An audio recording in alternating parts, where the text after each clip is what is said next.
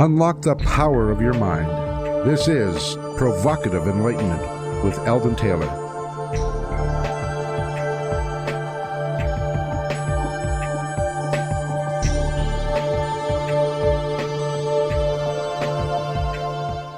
Hello, welcome.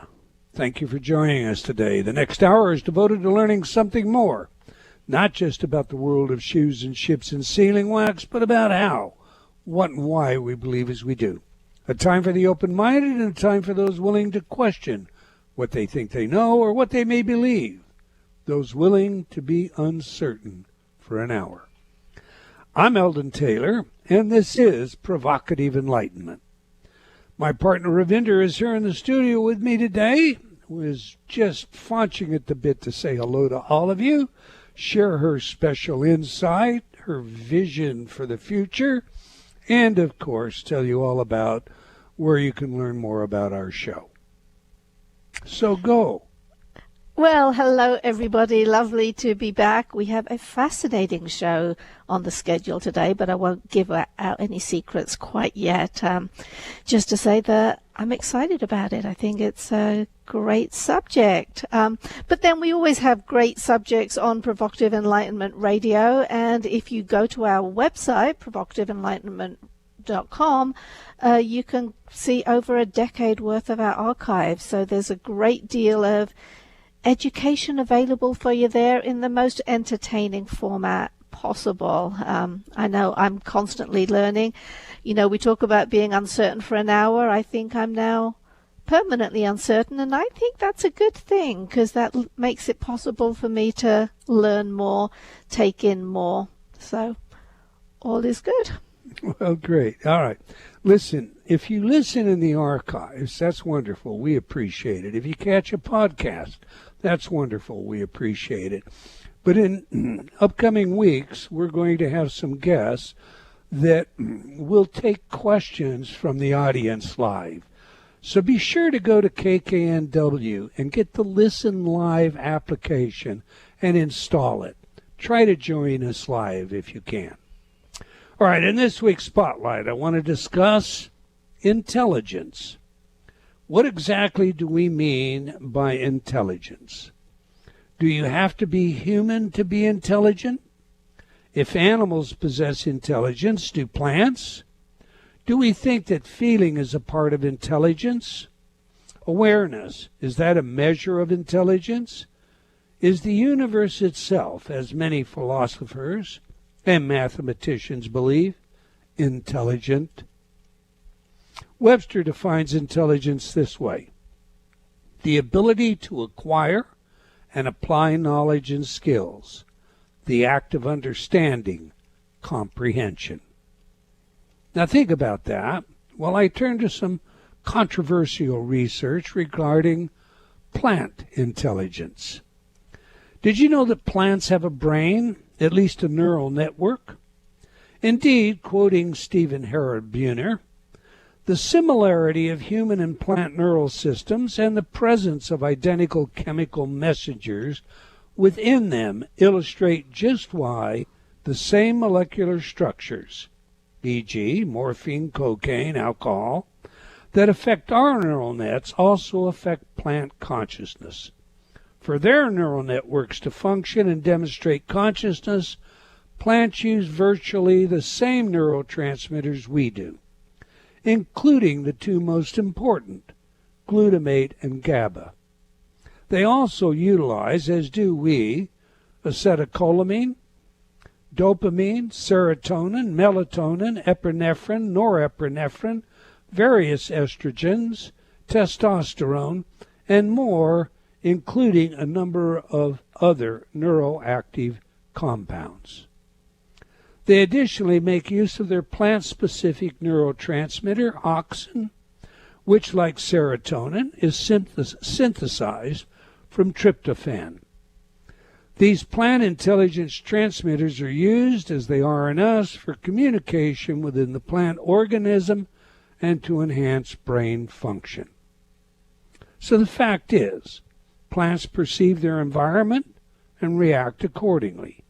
They compete for resources. They communicate with other plants. Indeed, trees have been demonstrated to communicate with one another over great distance. And the list goes on. But do plants also feel? One of my old lie detection colleagues, Cleve Baxter, claims that he once used a GSR to measure plant physical reactions. In one experiment, a goldfish was boiled in front of the philodendron by a subject, and every time this same subject appeared in the room, the plant responded. Baxter sent several others into the room with the plant, but the philodendron failed to respond as it did with the perpetrator. Do plants also sense danger? We have entertained guests who are convinced that the Earth itself is intelligent, the Gaia hypothesis. So I ask you again, what is intelligence? And more importantly, let me ask this. How should we treat intelligent life forms? Think on this. We now know that some patients, thought to be comatose with no conscious awareness whatsoever, have awakened and shared details of what went on while they were supposedly unable to do anything other than vegetate. When we think of intelligence, we often interchange it with consciousness. Are they the same? If a person in a vegetative state is still aware, does this force us to rethink our perception regarding conscious and non-conscious entities? For me, maybe we need to rethink this whole matter of intelligence and consciousness. I'm definitely rethinking my view, as well as my thoughts on something called ahimsa, respect for all life. What about you? Those are my thoughts, and as always, I welcome yours. How about you, Ravinder? What are your thoughts? You know, I think it's a really interesting subject. You were talking about the universe itself being intelligent, and I think I feel that intuitively that maybe it is, but is that a scientific? Is that science? Is there any science behind that to actually say that it is intelligent as well? You know, I just don't know. I feel the same way about plants. I think the majority of us do. I mean, if ever you come across people chopping down a really large tree, just picture, you know, a marvelous, beautiful tree, it hurts us all. We look at that and we don't like to see these things. I've seen farming methods where there isn't much respect given for the harvesting of the food. They just have these giant machines come along and they just chop it all down in one go, and there's nothing there. And when I see that, I feel like there's something wrong with it. But how much intelligence plants have? I don't know. How much intelligence does the universe have? I don't know. The Gaia hypothesis, it feels like there's something in there. I think it's just good practice that if you don't know the answers, then be as respectful as you can anyway, and pay attention for those times when you do come across the answers. Yeah, and I hesitate about this idea of quantifying intelligence, how much intelligence. A pig has the intelligence of a 3-year-old child, but a 6-month-old child, we don't think of that as being unconscious. No. Certainly not worthy discarding or some Absolutely such thing of not. that nature. So the whole notion of quantifying is, you know, that's a slippery slope in my view. All right. Every week I read some of your letters as our way of involving you while paying respect to the very important role you play in making this show successful. Carrie wrote, I have not only read Choices and Illusions more than once, but have bought it as a gift for close friends. I am currently in the process of reading What Does That Mean and enjoying it thoroughly. Eldon Taylor and Inner Talk have been a very positive influence in my life, for which I thank you so very much. Well, Carrie, thank you. I'm glad you enjoyed Choices. That's my favorite book. How about you, Rev? Yeah, I do. I remember the first time I read that, actually. I mean, I thought it was the best ever. I called you up because I brought the stuff to the office and I dedicated a day for myself just to read it, and I just sat down and I read it nonstop, and I called you at 3:00 and I agree. It's the best book. I love the book. I think it is a a definite pathway right there. Jan wrote, I have to tell you, I think Ravinder and you are awesome. Well, Ravinder is for sure. Every time I listen to you both banter and the love that comes through when you introduce her on your show, it just gives me hope that love is possible. And it goes without saying, your topics are exceptional. Bravo. Well, thanks, Jan. And you're definitely awesome. You are definitely awesome. I see. Now you're blushing. Well, I gotcha. yes, and I'm also wondering what you're going to ask me for. Well, that's a whole other question, isn't it? Rachel wrote, Hi, I'm a nutritionist and a life coach, and I'm constantly referring to clients to you. I have used your InnerTalk programs personally with great success. And Edward wrote, I can't tell you how grateful I am to have you and your lovely wife, Ravinder, in my life. You guys are truly helping me change my life for the better. Thank you for everything. Your work, your products, material, and wife's guidance has served as great mentorship to me. I would love to meet both of you guys in person at some point in the future. That would be cool, Edward. Thank you. You like that? I do. That was lovely. All right, that's all the time we're going to take for letters today, but please keep your comments coming. We do sincerely appreciate your feedback. You can opine by sending me an email to Eldon, that's ELDON, at eldontaylor.com, or by joining me on Facebook at Dr. Eldon Taylor. Now to today's show. Galileo's Era, Foundations for a New Science of Consciousness with Professor Philip Goff. So let me tell you a little about today's guest. Philip Goff is an associate professor of philosophy at Durham University. His research focuses on how to integrate consciousness into our scientific worldview. He has authored an academic book with Oxford University Press called Consciousness and Fundamental Reality, and a book aimed at a general audience called Galileo's Era, Foundations for a New Science of Consciousness, the subject of today's show. Dr. Goff has published over 40 academic articles, as well as writing extensively for newspapers and magazines, including Scientific America, The Guardian, and the Times Literary Supplement. Goff's interview by Pulitzer Prize-winning author Gareth Cook was one of the most viewed articles in Scientific American of 2020. Okay, on that, let's get him in here. Welcome to Provocative Enlightenment, Professor Philip Goff. Hello, thanks for having me. It's great to be here. I'm looking forward to chatting.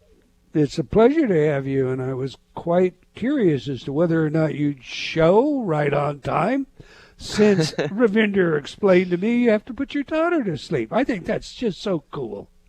Well, I'm very lucky. She always goes down very quickly, so she didn't disappoint tonight. So That's not great. always the case with kids, but We like to learn three things from our guests on this show, Professor. What is the message? Who is the messenger? And, of course, how do we use that? To that end, please share with us what you're passionate about and why. yeah, well, I guess far back as I can remember, I've been passionate about the topic of consciousness. And, I think what's so fascinating about it is, on the one hand, nothing is more evident and undeniable than the reality of consciousness, the reality of our own feelings and thoughts and experiences. Nothing is more everyday. It's what we live in every second of waking life. On the other hand, nothing has proved harder to fit into our scientific story of the universe. Despite great progress on our scientific understanding of the brain, we still don't have even the beginnings of an explanation of how complicated electrochemical signaling could somehow produce this inner world of colors and sounds and smells and tastes that each of us enjoys every day. So there's a deep mystery there, and some people think, well, it's, there is a problem here, but we just need to plug away with our standard scientific methods of investigating the brain and we'll crack it. But I think that's wrong. I've been led to think through my research that the problem of consciousness is radically different from any other scientific challenge. And indeed, because of this, the standard scientific approach, at least on its own, isn't fully equipped to deal with it. I couldn't agree with you more about the mysterious nature of consciousness. I spent my entire life in one way or another looking at that. You heard today's Spotlight, Professor. What have I got wrong? What have you got wrong? Well, I'm not sure I can identify anything you've got wrong, but I was struck by you started with two definitions of intelligence. And I can't remember the exact quotations, but one was about applying skills, and the other was to do with understanding. Mm-hmm. And I actually think these are two very different things. If we think about artificial intelligence, what people are focused on there, I think, is the former. Can something respond in an intelligent way? Can it pass what's become known as the Turing Test? So Turing, the great father of computer science, came up with this test. He called it the imitation game, actually, but it's become known as the Turing Test. And what the idea is, you have behind a curtain a computer and a human being, and you have to, and the person asking questions doesn't know whether it's a computer or a human being, and the computer can pass the Turing Test if it can trick the person on the other side of the curtain into thinking it's a computer. Sorry, into thinking it's a human being. That's the Turing Test. And Turing said, if it can do that, it's intelligent. But is it intelligent? It's intelligent in this first sense of responses, skills, behavior, responding in an intelligent way. But in principle, that could be achieved just by a mechanism, a complicated enough mechanism. Just because something can respond in an intelligent way, I don't think that means it has understanding. I think for understanding, you need sentience, you need conscious awareness. So we could, in principle, one day maybe we'll have silicon duplicates of human beings that can maybe mechanisms that are set up to have a conversation with you, and maybe they'll opine about, I don't know, their views on economics and their views on the environment, their views on the global pandemic. It'll seem as though you're talking to an intelligent person. But if they don't have consciousness, if they don't have any internal awareness, if they're just a mechanism that's set up to parrot those answers, then I don't think they're really intelligent. I don't think they really have understanding. And I think this is something that's rather neglected in the field of artificial intelligence. People focus on building a computer that can respond, can behave intelligently, pass the Turing test. But I think the deeper question is, could we ever have a machine that had consciousness, that had sentience? Because only then, I think, would you have real understanding and therefore, in a real sense, real intelligence. And I think this is something we're only starting to think about here in the scientific community. That's actually a hotly debated issue right now. I have two sons that are both computer engineers that specialize in machine learning and artificial intelligence. And of course, there's a great difference between machine learning, which, and we do have, the Turing test has been passed, although arguably in a questionable way. And you've done a very good job at fleshing out the differences between intelligence and communicating in a responsive way, machine-learned way. But do you think it's possible that at some point artificial intelligence will gain self-awareness? Because that's the key to consciousness, is it not? Yeah, absolutely. So I mean, whether computers have passed the Turing test, you often get headlines of computers passing the Turing test, but I think people have slowly redefined it a little bit compared to what Alan Turing initially proposed, which was, his initial proposal was a machine had to fool 70% of judges in a 5-minute conversation. And as far as I'm aware, I mean, you might be correct, I don't think any computer's ever passed that initial test that Turing proposed in his original paper. Correct. But you're completely right that that doesn't mean that the computer has self-awareness. The philosopher, oh God, my mind's gone blank now. John Searle designed this thought experiment that he called the Chinese room thought experiment. And what he imagined was there's a room with a human being inside that doesn't speak Chinese, but they have a big book of instructions. And what happens is people pass under the door. There are Chinese speakers outside of the room, and they pass little messages in Chinese under the door. And this person picks them up, looks up the Chinese symbol in their big book of instructions, and works out which symbol to give them back. And if this book of instructions is big enough and complicated enough, it would give the impression that there was someone speaking who understood Chinese inside the room. But really, there's just some, let's say, American guy who doesn't know Chinese. He's just got this big book of instructions. What was Searle trying to capture with this? This was really a vivid way of capturing what a computer is.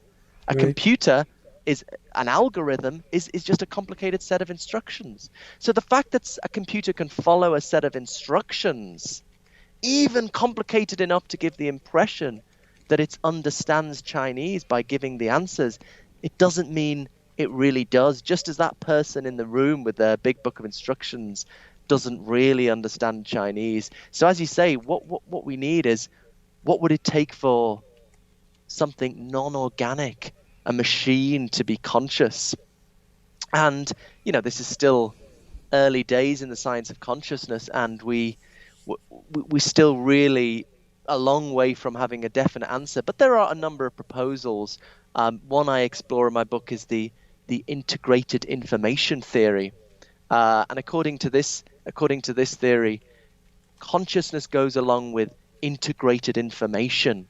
And the proponent of this, the neuroscientist Giulio Tononi, formulates a mathematically precise notion of integrated information. So the idea is that I've got a glass of water here. Tononi thinks that the water isn't conscious.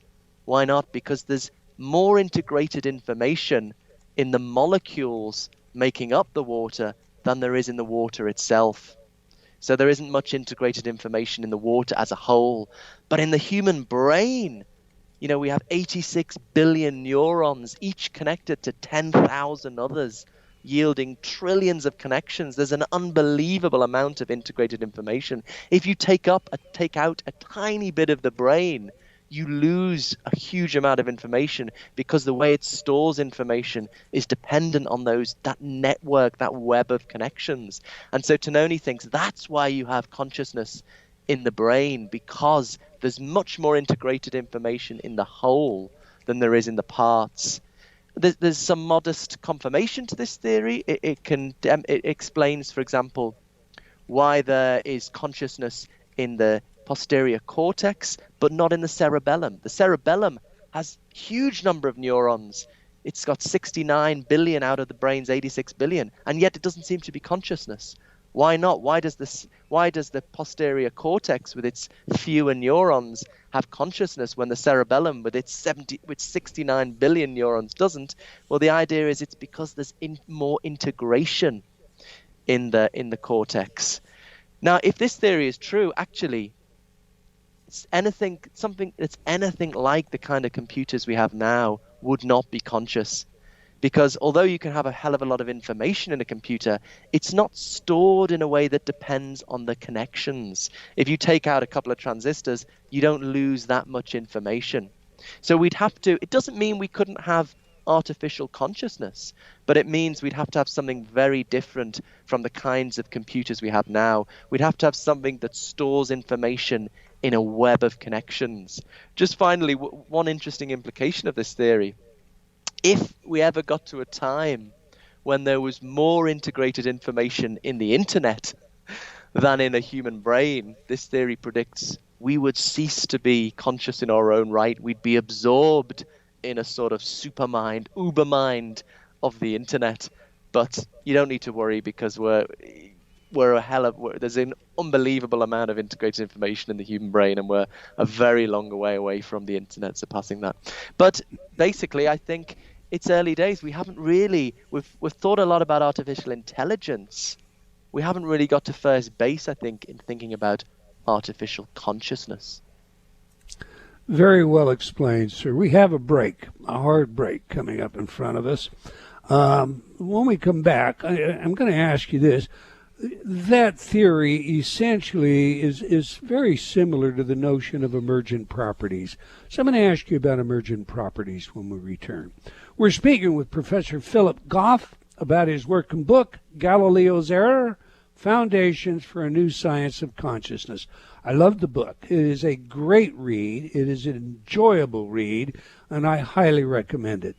You can learn more about our guest and his book by visiting Consciousness and Consciousness, as one word, conscience and consciousness.com. Okay, do please stay tuned. We'll be right back. You're listening to Provocative Enlightenment with Eldon Taylor. Change has never been easier. Whether you wish to lose weight, stop smoking, build better relationships, become creative, enjoy ultra prosperity, or simply relax and promote self-healing, Inner Talk has been repeatedly demonstrated effective in the most rigorous of scientific studies. Our customers love Inner Talk. Sean wrote, "I have struggled with bulimia for over 30 years and have never been able to lose weight without restoring to it until I used Inner Talk." Vicky wrote, "My hubby has been using the Stop Snoring CD and already his dangerous and raucous snoring levels have stopped." Celeste wrote, "I recently graduated from Taft Law School with honors. I'm writing to tell you how much your Inner Talk CD, Excel in Exams, has helped me. With over 300 titles to choose from, there is something for everyone. Check it out today by going to innertalk.com.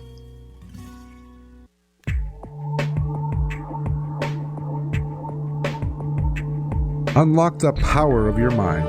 This is Provocative Enlightenment with Eldon Taylor.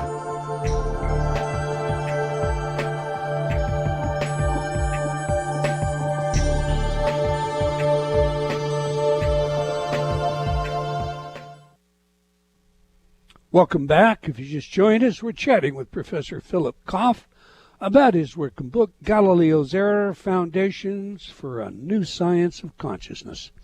You can learn more about our guest and his book by visiting Conscience and Consciousness, as one word, conscienceandconsciousness.com. Okay, every week we ask our guests for their favorite music that has some real meaning to them. Music psychology is a hobby of mine and a field of research with practical relevance in many areas, including intelligence, creativity, personality, and social behavior. Now, your chosen music professor is Heaven Knows I'm Miserable Now by the Smiths. I understand that you sang this one to your wife at your wedding. So please tell us, why is this music important to you? And more importantly, how does it inform us about who you are? I think I'm always a big Smiths fan. Both me and my wife are. Morrissey's, the singer in the Smiths. I think what was interesting is what a different kind of rock star he was. Rock stars you think of as cool and sexy and everyone loves them. Whereas suddenly you had this guy Morrissey saying, "Oh, I'm lonely. Nobody likes me. I'm very ugly." And, just such a wonderful contrast. And he used to sort of have these gladioli flying around on the stage. And then, so me and my wife have always been a fan of this band. And then I used to have a band in my 20s. And at our wedding, we got back together as a surprise and in the reception and sung this song. And then I sung When I'm 64 on my own. So that was a little reminder of my wedding 4 years ago. That's cute. That's cute. All right. Just one on the blog. Go ahead. It was horribly titled blog. I regret, but my website is much easier. It's just philipgoffphilosophy.com. That's Philip with one L and Goff, Goff, Foxtrot. So that's probably a bit easier, and then you can link to the blog from there. Oh, cool. Good. And you'll post that, correct, Ravinder? Yes, I picked up on that already. A lot easier to type in his name than the consciousness. Yeah. It's horrible. Or I spend a lot of time on Twitter, actually. Philip _Goff as well. All right, good. Get in touch. Okay. Sorry, remember I interrupted you there. No, that's good. I'm glad you that it was a tongue twister. Obviously, I had a problem with it the first time. I had to look at it, read it carefully when I said it after that. But hey, it's a great website. I've been to the website. A lot of information there. But all right, before the break, I said I was going to ask you about emergent properties. Yeah. Differentiate between the popular notion that everybody wants to put out there, especially those mechanistic folks today, scientists today, that's known as emergent properties. Differentiate between emergent properties and in your philosophy, but by contrast to what you've already discussed. Yeah, so I guess I'm inclined to think in some sense consciousness emerges from the brain, but I think we need an explanation. I think where you have emergence, you need an explanation of how that happens. So take the analogy of water, the liquidity of water, or the boiling point of water. The liquidity emerges from the H2O molecules. One H2O molecule isn't wet, but put a lot of them together, you get wetness. So in a sense, it emerges. But in this case, we have a perfectly intelligible, comprehensible explanation. If you know enough about the chemistry, you understand why water behaves as a liquid, why it boils when it does. So you get an explanation. You can't just say, oh, it emerges. You need to explain that. And it's that explanation that's precisely what we're missing in the case of consciousness. No one's got even the beginnings of an explanation of how electrochemical signaling could give rise to the qualities we know in experience, the colors, the sounds, the smells, and the tastes. And I think, the reason this is such a challenge is because neuroscience works with a purely quantitative vocabulary. That story of electrochemical signaling is in a purely quantitative language, whereas consciousness is an essentially quality-involving phenomenon. Think about the redness of a red experience, or the smell of coffee, or the taste of mint.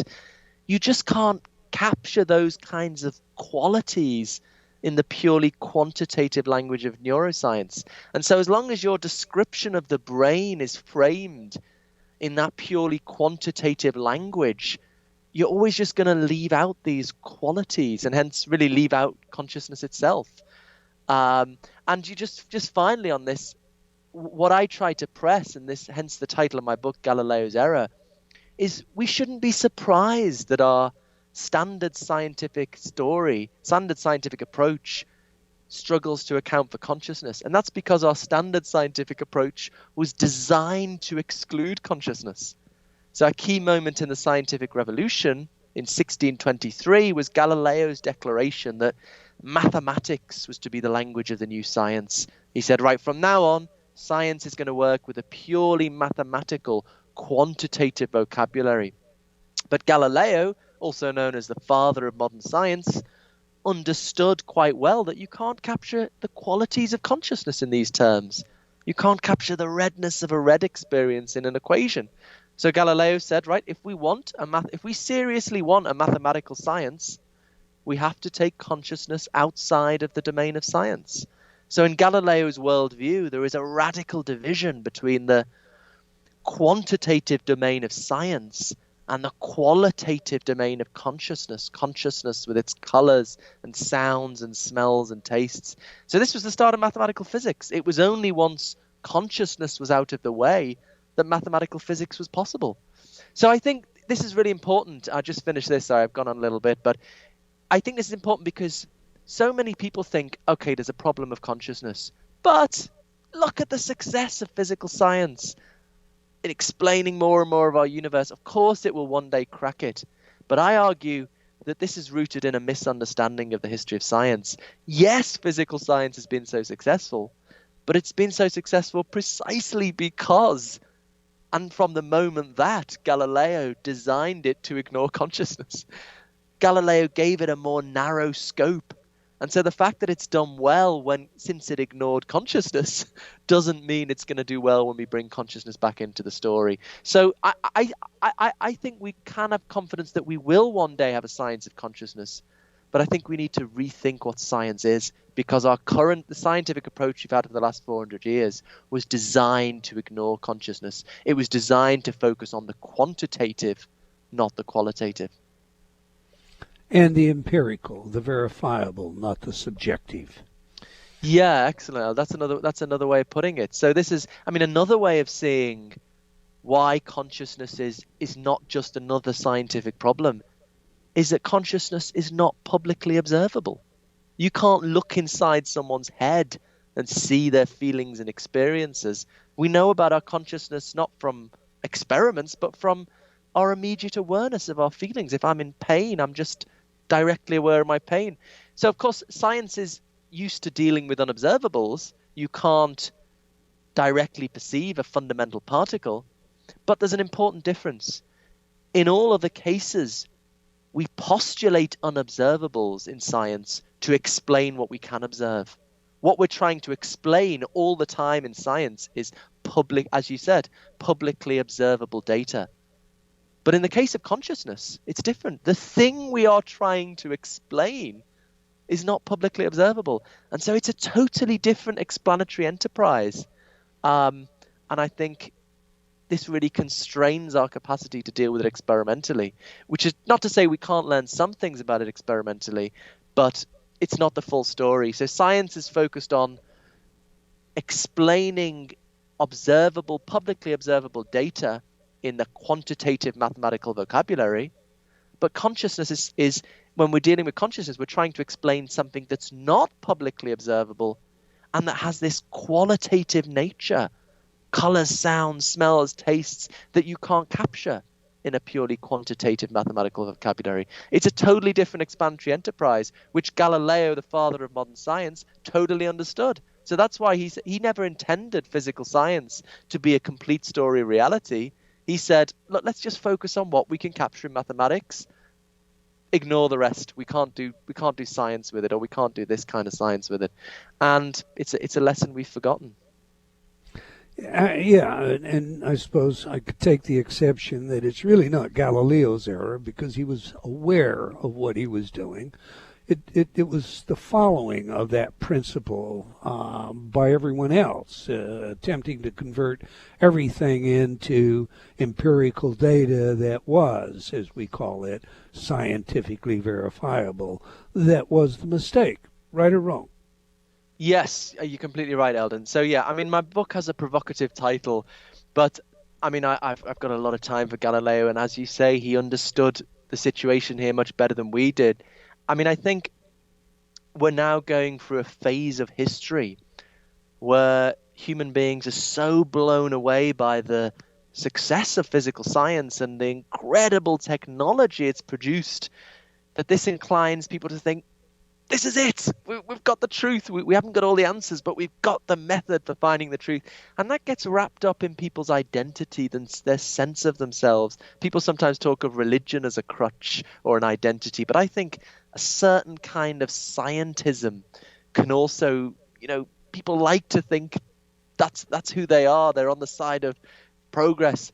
And progress is a great thing. But again, I think this is a mistake, because I think it's done so well, not because it was not intended to account for everything. It was intended for a quite specific task. If Galileo were to time travel to the present day and hear about this problem of explaining consciousness in the terms of physical science, he'd say, of course you can't do that. I designed physical science to deal with the quantitative, not the qualitative. And so it doesn't mean that there are things we can do experimentally.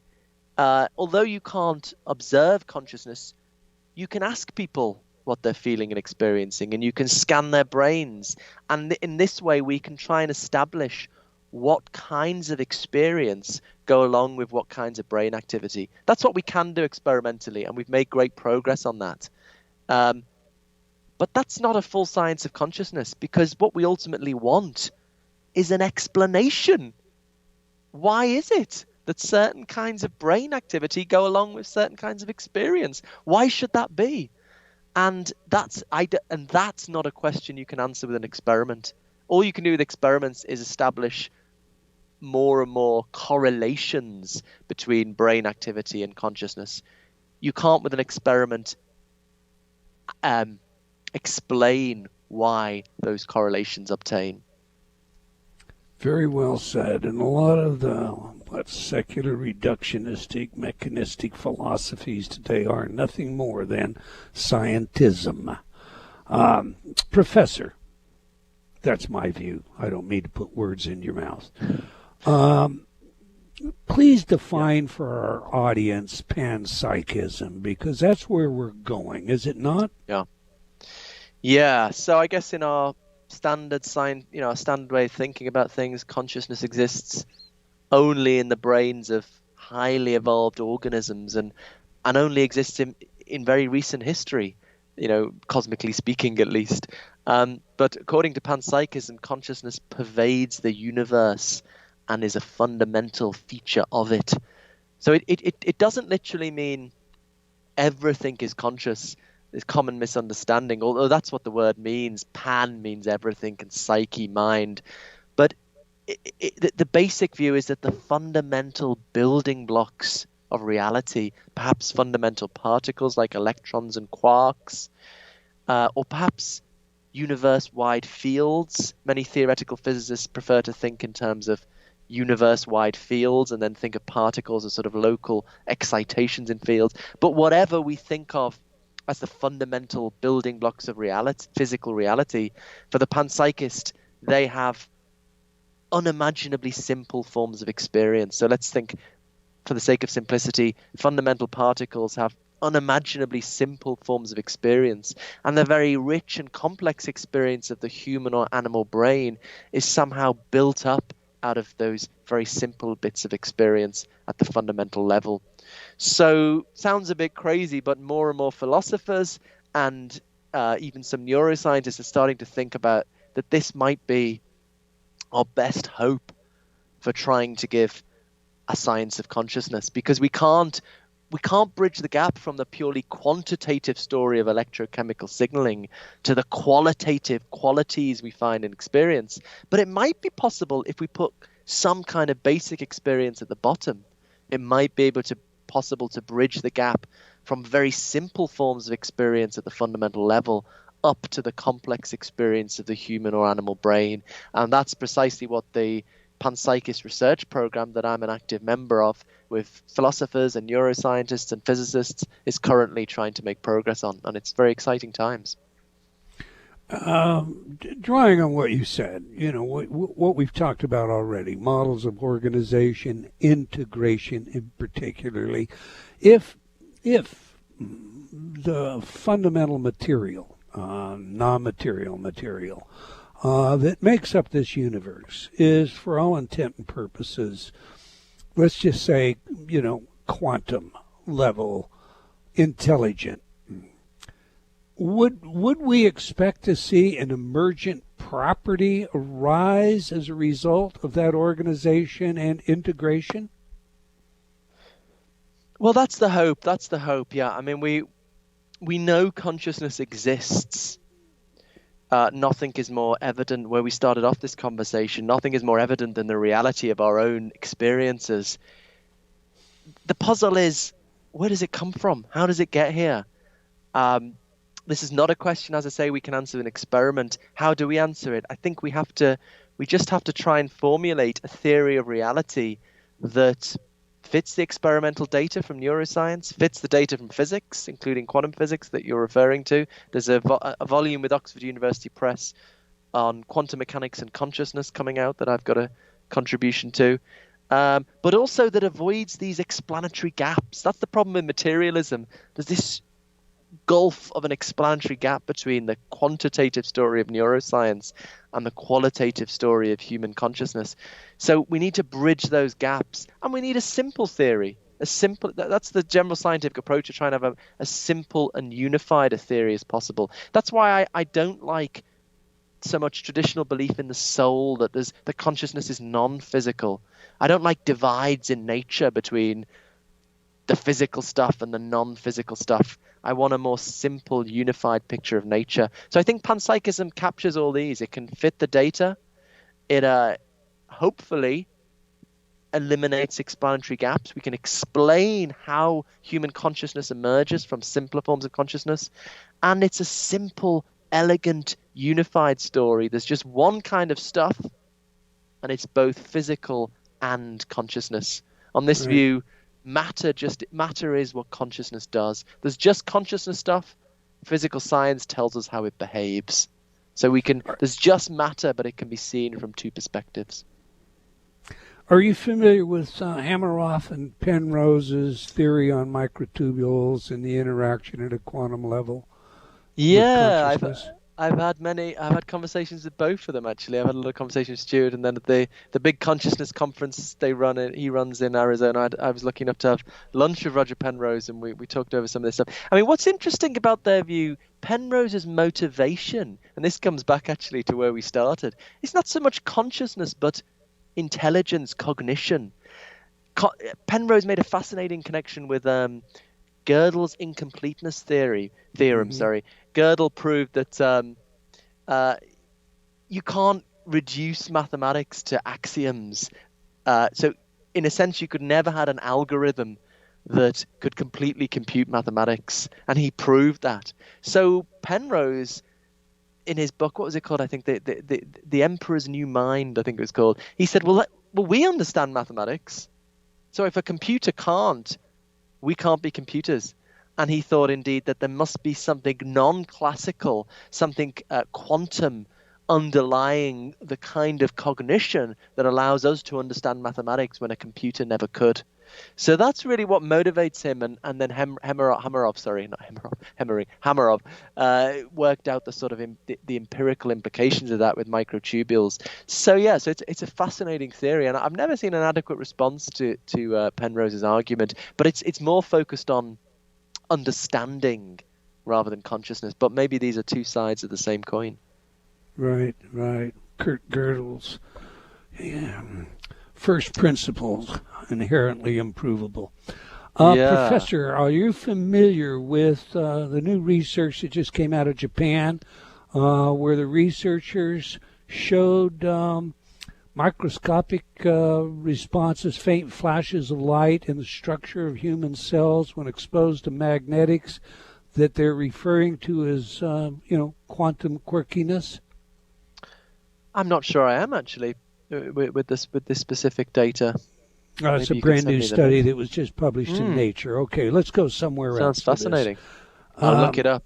Yeah, I mean, I'm fully on board with panpsychism, not in a lot of the ways that it's been characterized in the past, but in the way you have described the universe, let's just put it that way, I think there is a great deal of traction to that theory.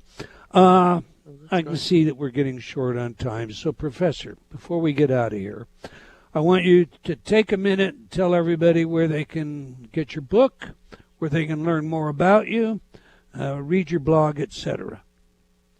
Well, the book's called Galileo's Error: Foundations for a New Science of Consciousness. The paperback's just come out in the US. I guess you can Google it or find it on Amazon.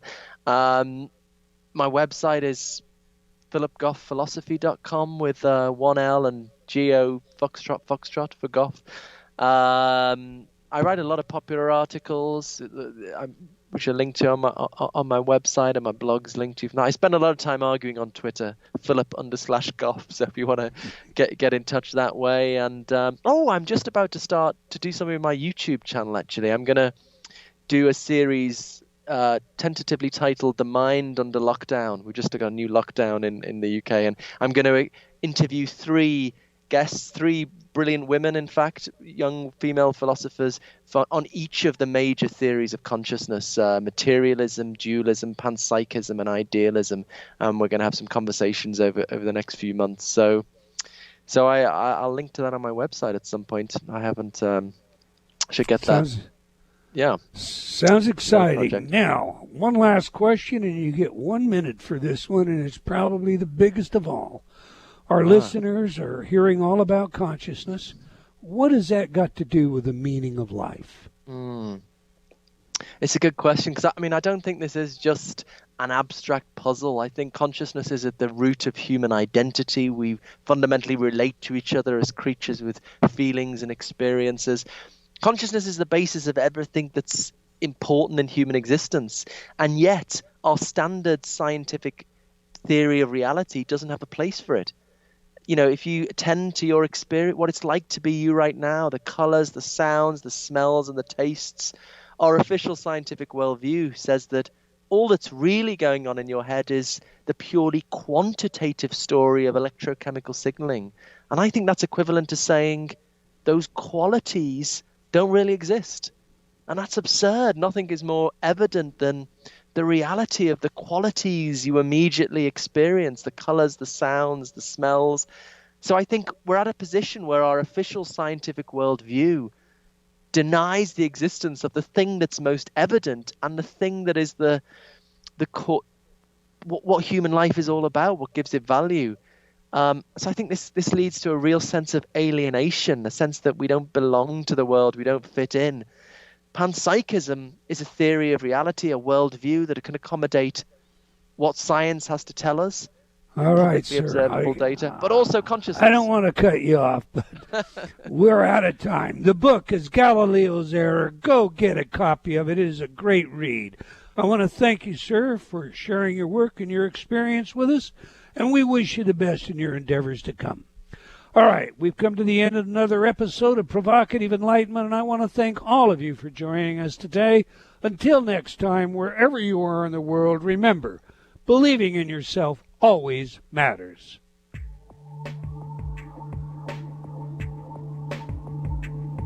Provocative Enlightenment has been brought to you by Progressive Awareness Research and other sponsors. Provocative Enlightenment is a syndicated show and appears on other networks. For a schedule of show times, visit provocativeenlightenment.com. If you're interested in becoming a sponsor, write to Eldon at eldontaylor.com.